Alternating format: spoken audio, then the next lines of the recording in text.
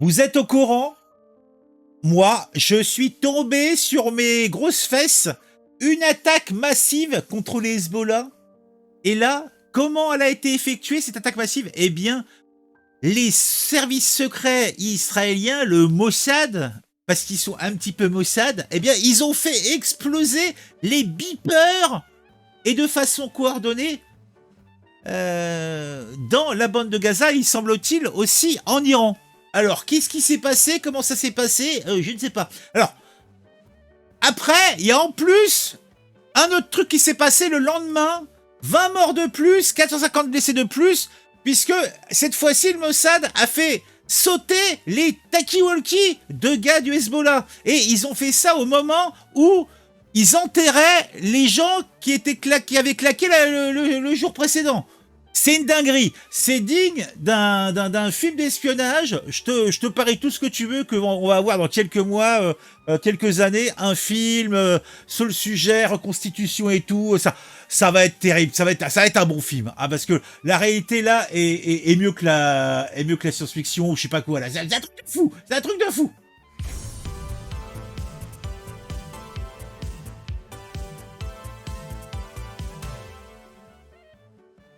D'ailleurs, sur le chat, notre bon Moïse nous dit Beeper à la ceinture égale purée de testiboules. Et je dois dire que c'est plutôt vrai. Ouais, ouais. Ah, Michel nous précise que le Mossad est très fort. Et il faut dire que là, je dois dire que je suis assez d'accord. Donc, en tout cas, pour les gens du Hezbollah, c'est un drame sans précédent. Bah oui, quand même. Donc, cette attaque spectaculaire a visé les appareils de communication des membres de la milice libanaise en pleine montée de tension avec Israël. Eh oui, là, depuis tous les jours, là, toutes les heures, ça se lance des obus, etc. Et là, je dois dire que le bilan est plutôt lourd puisqu'on a au minimum 9 morts et 2800 blessés. Alors les 2800 blessés, c'est les boules arrachées, une main en moins, le bassin à moitié arraché. En tout cas, c'est l'horreur, c'est l'épouvante, puisque là, on a un mode opératoire stupéfiant et somme toute très efficace. Les beepers utilisés par la milice libanaise ont littéralement explosé dans les poches, les mains, les zizettes de nos miliciens. Eh oui. Alors là, autant dire qu'on a énormément de vidéos sur les réseaux sociaux qui nous montrent les explosions, etc. C'est sympathique, il y a du sang partout, il y a de la viscère, c'est un bonheur. En tout cas, ces beepers, eh bien, c'est surprenant, puisque, somme toute, ce sont des outils qui sont tombés en désuétude avec tous nos outils que nous avons maintenant. Mais il semblerait que ça soit tout à fait adapté pour le type d'utilisation que c'est. C'est-à-dire que là, l'objectif, c'est d'alerter les miliciens qu'il faut se mettre en équipement et qu'une opération doit avoir lieu. Donc ça permet de rapatrier les gens très rapidement. Donc c'est un truc qui diffuse très très largement. C'est tout petit, ça rentre au fond de la poche. Mais alors comment les services secrets israéliens ont transformé ces beepers en des milliers de bombes dans des milliers de poches, dans des milliers de poches de miliciens libanais? Ça laisse rêveur. Alors, il y a des hypothèses. Alors, selon les rumeurs les plus folles, alors c'est des rumeurs qui ont été largement diffusées en commentaire, eh bien, des tweets sur les divers réseaux sociaux. Alors, et là, on aurait droit à carrément une opération qui serait digne d'un film de science-fiction.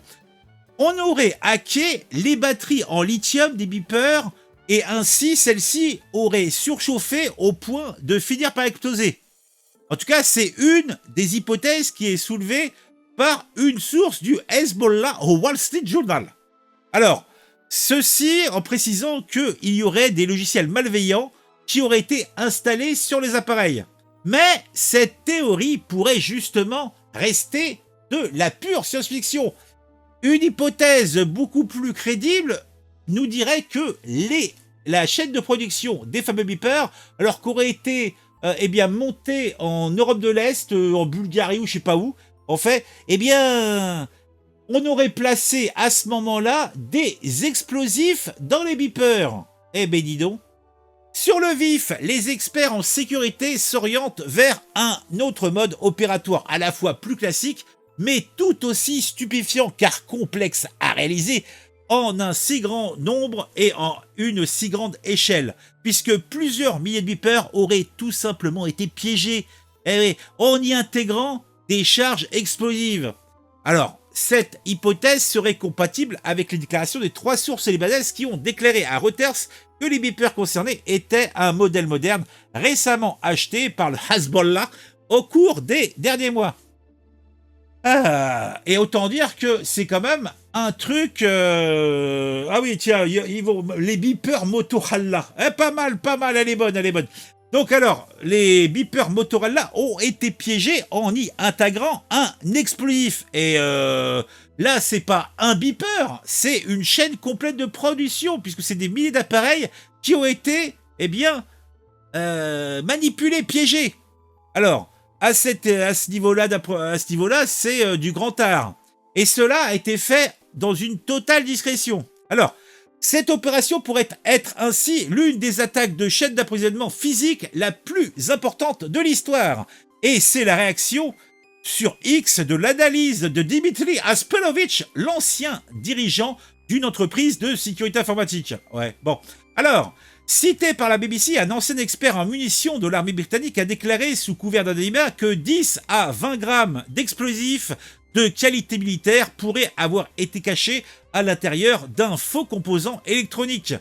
Glissé dans chaque beeper, l'engin explosif aurait ensuite été armé par un signal sous la forme d'un message textuel alphanumérique, terme qui recouvre les caractères de l'alphabet latin et les chiffres arabes. L'explosif ainsi armé aurait ensuite été déclenché automatiquement dès l'utilisation de l'appareil par son utilisateur. En plus, on a là affaire à une attaque coordonnée. Ah oui, puisque cette hypothèse semble d'ailleurs corroborée par plusieurs vidéos qui montrent que quelques secondes avant les explosions qui semblent s'être produites simultanément à 15h30, les membres du Hezbollah ont pris leur beeper dans leur poche comme s'ils avaient reçu un message. Le processus de fabrication aurait donc été infiltré par des agents du Mossad. D'après les enregistrements vidéo, un petit explosif de type plastique a certainement été dissimulé à côté de la batterie des beepers pour un déclenchement à distance via l'envoi d'un message. C'est ce qu'estime Charles Lister, expert de la Middle East Institute. A priori, je sais pas c'est qui, mais bon, en tout cas, l'article que j'ai pris en référence le prend en référence justement. Donc je suis bon or. Cela me laisse penser que il est pertinent. En tout cas, qu'est-ce que ça signifie? Ça signifie que le Mossad, le service secret extérieur israélien, avec des gens qui sont toujours Mossad, qui font toujours la gueule, bah oui, c'est pour ça qu'on les appelle les Mossad, hein. Donc, ont réalisé donc cette opération de haute volée. Donc, comment ça se serait passé? Ils auraient, alors entre guillemets, infiltré le processus de production et auraient ajouté dans les beepers un composant explosif et un détonateur activable à distance sans éveiller les soupçons. Bah moi, je pense plutôt qu'ils ont acheté la boîte, hein, parce que tu fais ça que si t'as la boîte dans ta pogne, tu vois ce que je veux dire. Donc, ils ont acheté la boîte et puis ils ont fait leurs petites affaires, hein. Ah, je te jure. En tout cas, c'est ce que dit l'analyste militaire Ali Jabanier, basé à Bruxelles, décrivant une faille de sécurité majeure dans les protocoles du Hezbollah. Alors, soit ils se sont fait passer pour le fournisseur, soit ils ont injecté les équipements trafiqués directement dans la chaîne logistique du Hezbollah via ses points de vulnérabilité, camions de transport, navires marchands. Ils ont réussi à répandre les beepers au sein de l'organisation, estime quant à lui Mike Dimino, expert en sécurité et ancien analyste de la CIA. Oh bédido. Sky News Arabia cite pour sa part des sources affirmant que l'agence israélienne aurait placé une quantité de matériaux hautement explosifs sur les batteries des appareils, les faisant exploser en augmentant la température des batteries à distance. Ce qui expliquerait que certains membres du Hezbollah se seraient débarrassés à temps, alertés par la surchauffe de leur beeper. Eh ben dis donc. Alors il y a encore une autre hypothèse. Selon Riyad Kawazi, analyste sécurité basé à Dubaï, Israël contrôle une grande partie de l'industrie électronique dans le monde et sans aucun doute l'une des usines qu'il possède à fabriquer et expédier ces genres d'explosifs qui ont explosé aujourd'hui. Hey, hey. Alors, en tout cas, à la base, l'idée donc du Hezbollah, c'est, avec les beepers, avoir une alternative rustique au téléphone portable, trop technologique, demandant peut-être trop d'investissement et de structure. Donc avoir des bornes qui puissent renvoyer le signal. Le beeper est plus facilement accessible. Un autre journal, le Washington Post, cite des experts qui évoquent lui aussi l'hypothèse d'un sabotage des appareils avant leur livraison. Alors, au quotidien américain, Emily Harding, directrice adjointe du programme de sécurité internationale du Centre d'études stratégiques et internationales, a confié que malgré les nombreuses zones d'ombre, il est probable qu'Israël soit parvenu à infiltrer la chaîne d'approvisionnement. Eh ben dis donc. Donc, après, on va pas beaucoup aller plus loin, mais on va dire que d'après les chercheurs l'inascible du think tank britannique Chatham House, cité par la BBC, de nombreux membres du Hezbollah ont commencé à utiliser des beepers après que les téléphones portables appartenant à certains de leurs membres ont été compromis par un piratage israélien. Déjà en 1996, le Shin Bet, donc le Shin Bet c'est l'armée israélienne, l'une des agences de renseignement israéliennes. Ah bon, c'est une agence de renseignement. Moi, je crois que le Shin Bet, c'était l'armée, quoi. Donc, bon, en tout cas, une agence de renseignement israélienne, en tout cas, c'est ce que dit l'article que je regarde, a assassiné un fabricant de bombes du Hamas avec un explosif placé dans son téléphone. Eh ben, dis donc. Donc, et ça, c'était donc la veille, et le lendemain, on a donc 20 morts de plus et 450 blessés, cette fois-ci dans une vague d'explosions de Takiwaliki du Hezbollah. Cette attaque intervient au lendemain des explosions des beepers qui ont fait 12 morts et au moins 2750 blessés, eh ben, selon le ministère de la Santé libanais. Attendez, on va agrandir un petit peu parce que vous allez pas pouvoir, vous voyez pas grand-chose là. Nouvelle explosion météorite d'un période de transmission du Hezbollah au Liban. Après des beepers mardi, des Takiwaliki ont explosé et ont fait 20 morts. Ce mercredi 18 septembre 2024, selon le dernier bilan du ministère de la Santé. Eh ben, ces détonations ont lieu dans la banlieue de Beyrouth ainsi que dans le sud et l'est du Liban. Cette nouvelle attaque intervient au lendemain des explosions de beepers. Bon, ça, je vous ai déjà tout dit, c'est pas la peine de revenir. Israël n'a pas commenté ces attaques, mais on peut dire que ils sont chauds, ils sont chauds patates. Autant dire que c'est clair que ça va partir en sucette. Le Hezbollah ne va pas pouvoir laisser passer ça. Et donc là, ça va pas être des drones envoyés en prévenant à l'avance qu'on va envoyer les drones. Vous voyez ce qu'ils ont fait, comme les Iraniens ont fait avant. C'est-à-dire qu'en fait, ils ont réagi, mais en voulant pas que ça aille trop loin. Là, je pense que ça va tourner vrille. Je pense qu'il va y avoir des cars en Israël qui vont péter. Ça va être sanglant, mais c'est la guerre, c'est l'horreur, c'est l'épouvante. Ah, oui, d'accord. Ah, Michel, ouais, c'est de ça, l'armée. Ouais, le Shin Bet, donc c'est des trucs. Bon, vous savez, moi, Israël, bon, hein, moi, j'y connais rien, hein.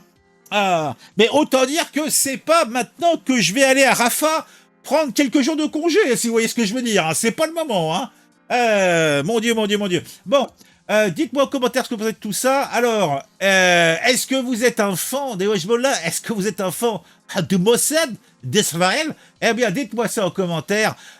Étripez-vous, c'est le plaisir, c'est le bonheur. En tout cas, moi, je n'ai pas d'avis sur le sujet. Je m'intéresse au truc parce que je trouve ça assez extraordinaire. Mais moi, c'est côté festif. Moi, c'est-à-dire que moi, j'ai pas de sentimentalisme là-dessus. Ça se passe soit, pour moi c'est du cinéma. Alors que réellement c'est vrai que c'est un vrai drame, il y a des gens qui meurent dans cette histoire. Mais bon, je suis un salopard, je l'assume. Allez, on se retrouve très vite pour une nouvelle vidéo sur un sujet qui m'intéresse, qui j'espère vous intéresse, etc. Allez, vous connaissez l'histoire.